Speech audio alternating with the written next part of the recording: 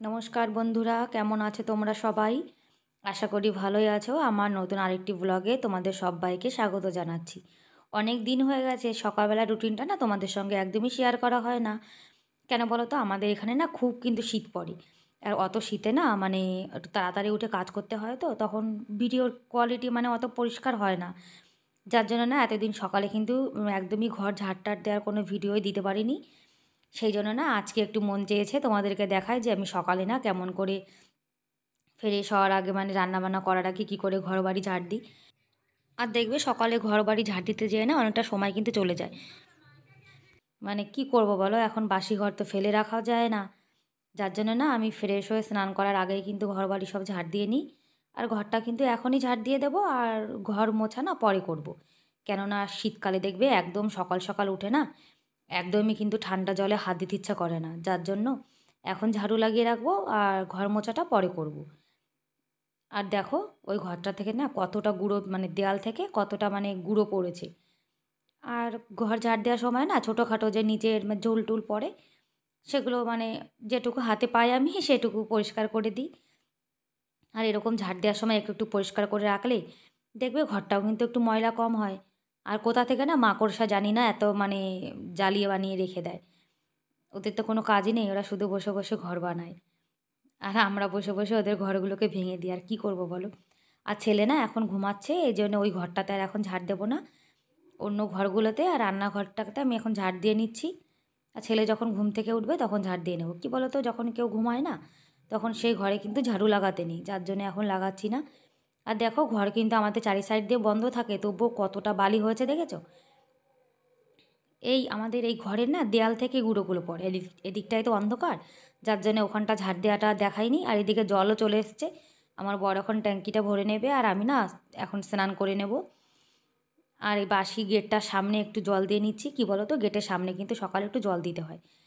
আর এখন দেখো 7টা বাজে আর বাইরে দেখেছো এখনও কিন্তু রোদ্দুরের কোনো মানে দেখা সাক্ষাৎ কিছুই নেই। আর এখন মাথাটা না শুধু সামনের দিকে একটু আঁচড়ে নেব। আর চুল টুল না পরে আঁচড়াবো। কেন বলো তো, সকালে অনেক কাজে তাড়া থাকে তো, তখন না একদমই মাথাটাতে আঁচড়ানোই হয় না। ছেলে স্কুলে যাবে, রান্নাবান্না করব, আবার গোপালের সেবা দিতে হবে, যার জন্য সকালে অনেকটা মানে তাড়াহুড়োর মধ্যেই সময় চলে যায় আমার। আর শীতকালে তো একটু ক্রিম না না লাগালে তো হয়ই না, মুখটা না খুব টান টান মনে হয়। আর জানো তো, স্নান করার পর পরই কিন্তু সিঁদুরটা লাগিয়ে নিতে হয়। আমি এই জন্য সিঁদুরটা লাগিয়ে নিচ্ছি, যার জন্য টুপিটা না খুলে রেখেছি। আর টুপি খোলার পরে আমার কানে না খুব শীত লাগছিল, জানো না। আর যারা ভিডিওটা এখন দেখা শুরু করেছে তারা প্লিজ একটা লাইক করে ভিডিওটা কন্টিনিউ করো। আর রাত্রে যে নিরামিষ বাসন ধুয়ে এখানে উপর করে রেখেছিলাম, জল ঝরে গেছে, এখন নিয়ে চলে এসেছি। আর এই যে এগুলো আমিষ বাসন, যেগুলোতে আমরা খাওয়া দাওয়া করেছি সেগুলো। আর বাসন কিন্তু আমি রাত্রে ধুয়ে রেখে দিই। কী বলো তো, শীতকালে দেখবে সকালে উঠে ঠান্ডা জলে হাত দিয়ে বাসন কিন্তু একদমই ধুতে ইচ্ছা করে না। রাত্রে একটু কষ্ট করে ধুয়ে রেখে দিলে দেখবে সকালে রান্নাবান্নাটাও কিন্তু অনেক তাড়াতাড়ি হয়ে যায়। যার জন্য না আমি চেষ্টা করি সবসময় বাসন ধুয়ে রাখার। আর বাসন কিন্তু প্রত্যেক দিন আমার সকাল বিকাল অনেকই হয়ে যায়, জানো না। আর এখন রান্নাবান্না করব, তার আগে না একটু গরম জল করে খেয়ে নেব। আর জলটা এত ঠান্ডা, জানো না, দাঁতে কিন্তু একদমই লাগলে খুব যন্ত্রণা মতো হয়। যার জন্য একটু হালকা একটু গরম করে নিয়েছি। আর জানো তো, গরম জল খাওয়ার পরে না আমার পেটের মধ্যে কেমন একটু হালকা ব্যথা ব্যথা হয়। আর আজকে না একটু আলু মটর আর গাজরের সবজি করব। আর রুটি দিয়ে কিন্তু এই সবজিটা খেতে কিন্তু খুব ভালো লাগে। এই সবজি না আবার ভাতের সঙ্গে ভালো লাগে না, রুটি পরোটা পুরি এগুলোর সঙ্গে ভালো লাগে। আর ওভেনটা তো আমি রাত্রিরে একবার পরিষ্কার করে রেখেছি, সকালে না আরও একবার পরিষ্কার করে নিচ্ছি। কী বলো তো, আমরা গোপালের রান্নাবান্না করি তো, যার জন্য একটু পরিষ্কার পরিচ্ছন্নভাবেই রান্না করতে হয়। আর আমি ফ্রেশ ট্রেশ হয়ে স্নান টান করে তো চলে এসেছি। আর গোপালের রান্না কিন্তু ফ্রেশ হয়ে স্নান না করে কিন্তু একদমই রান্না করা যায় না। আর এই যে আলু মটর গাজর এখন না এটা সিটি মেরে নেব। সিটি মেরে এগুলোকে রান্না করলে না রান্নাটা অনেক তাড়াতাড়ি হয়ে যায়। এই যে গরম জল করে রেখেছি, ওটা তরকারিতে দেবো। আর এইদিকে না আমার ছেলে বলছে স্কুলে রুটি নিয়ে যাবে, আর আমরাও সকালে রুটি খাবো, যার জন্য না এখন আটাটা মানে পরিষ্কার করে নেবো। আর জানো তো, আটাতে কিন্তু অনেকটা মানে গমের খোসা, তারপর ছোটো ছোটো কালো টুকরো থাকে, দেখো কতটা হয়েছে দেখেছো? ওই লোকটা কিন্তু আটা আটা মানে একদম মিহি করে পেশেনি, যার জন্য এতটা গুঁড়ো বেরিয়েছে। আর আমি কিন্তু আটার মধ্যে সবসময় লবণ দিয়ে কিন্তু আটাটা মাখাই। আর চুড়িটা না উপরে করে নিয়েছি, তা না হলে চুড়ির মধ্যে না আটা লেগে গেলে তখন উঠতে চায় না। আর হালকা একটু গরম জল নিয়েছি, শীতকালে দেখবে হালকা গরম জলে আটা দিয়ে আটা মাখানো কিন্তু অনেক ভালো। এখন ঢেকে রেখে দিয়েছি, সবজিটা রান্না করে নেব। আর এই সবজিটা না আলু মটর আমার ছেলে কিন্তু খুব ভালো খায়। আর একদম কিন্তু সিম্পলভাবে জিরা ফোড়ন দিয়ে একবারে রান্না করে ফেলবো। আর রুটি দিয়ে দেখবে যেমন তেমন সবজি হলেও কিন্তু হয়ে যায়, কিন্তু ভাতের সঙ্গে কিন্তু একদমই হয় না। আর টমাটারের মধ্যে একটু লবণ দিয়ে ভেজে নিলে দেখবে টমাটারটা সুন্দর তাড়াতাড়ি গলে যায়, তা নাহলে টমাটার একদমই গলতে চায় না। আর এইসব সবজিতে একটু টমাটার না দিলে না ভালো লাগে না। আর সবজিটা কিন্তু এভাবে রান্না করলে অনেক তাড়াতাড়ি হয়ে যায়, জানো না। আর সকালে তাড়াহুড়োর মধ্যে থাকি তো, যেভাবে শর্টকাটে একটু রান্না করা যায় সেই চেষ্টাই করি। আর ওইদিকে আমার ছেলে কিন্তু এখন স্নান টান করে রেডি হচ্ছে, আর ততক্ষণ না আমি এদিকে রান্নাবান্নাটা তাড়াতাড়ি শেষ করে নেব। আর সকালে জানো না খুব কিন্তু চাপ থাকে, এদিকে ঘর বাড়ি পরিষ্কার করা, এদিকে ছেলেকে রেডি করে স্কুলে পাঠানো, রান্নাবান্না করা, মানে অনেকটা চাপের মধ্যে দিয়ে কিন্তু আমাদের মেয়েদের সকালটা চলে যায়। শুধু কিন্তু আমার না, সবারই, তাই না? আর আমাদের সব মহিলাদের দেখবে একই রকম কিন্তু কাজ থাকে। ওই সকালে উঠে ঘর ঝাড় দেওয়া, রান্না করা, ছেলে মেয়েকে রেডি করা, কারোর একটু বেশি থাকে কারোর একটু কম থাকে। আর একটু কাসুরি মেথি দিয়ে দিলাম এর মধ্যে, একদম সিম্পলভাবে করছি। আর এইভাবে আলু মটরের সবজি করলে না খেতে কিন্তু খুব টেস্টি হয়, জানো না। আর আমার ছেলেকে যেটুকু লাঞ্চে দেবো সেটা না আগে প্লেটে ঢেলে একটু ঠান্ডা করে নেব। আর এদিকে গোপালের ভাতটাও কিন্তু বসিয়ে দিয়েছি। গোপালকে না সকালে আলু মটরের সবজি আর ভাত দিয়ে দেবো, আর রাত্রে দেখো একটু ভাত ছিল গরম বসিয়ে দিয়েছি, আমার ছেলে খেয়ে যাবে। সকালে একটু ভাত খাইয়ে পাঠাবো আর স্কুলে রুটি নিয়ে যাবে। কি বলো তো, অনেকটা সময় স্কুলে থাকে তো, যার জন্য একটু ভারী খাবার খাইয়ে স্কুলে পাঠাই। আর এখন দেখো আমি দুটো রুটি বানাবো, একটা আমার ছেলে নিয়ে যাবে আর একটা না আমি চা দিয়ে খাবো। আর কি জানো তো, এখন সকাল সকাল না শীতকালের বেলা তো আমার না কেমন সকালে উঠেই কেমন খিদে খিদে পেয়ে যায়, যার জন্য চা দিয়ে একটা রুটি খেয়ে নেবো, তাহলে একটু কাজ করারও কিন্তু এনার্জি পাবো। আর দেখবে পেটে খিদে থাকলে কোনো কাজই কিন্তু করতে ইচ্ছা করে না। আর দেখো ঘি একদম পুরো ঠান্ডায় কিন্তু জমে গেছে, জানো না। আর রুটি গরম তো, যার জন্য লাগিয়ে নিচ্ছি। ছেলেকে না একটু মানে ঘি লাগিয়ে দেবো। অনেক দিন হয়ে গেছিলো ঘিটা আনা হচ্ছিল না।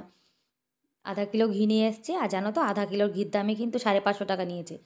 মানে আমাদের এখানে ঘিয়ের কিন্তু খুব দাম, জানো না। আর দেখো বাইরেটা কিন্তু এখনও ঝাড় দিইনি, এখন ঝাড় দেবো। আর ছেলে কিন্তু রেডি হয়ে গেছে, এখন স্কুলের দিকে রওনা দেবে।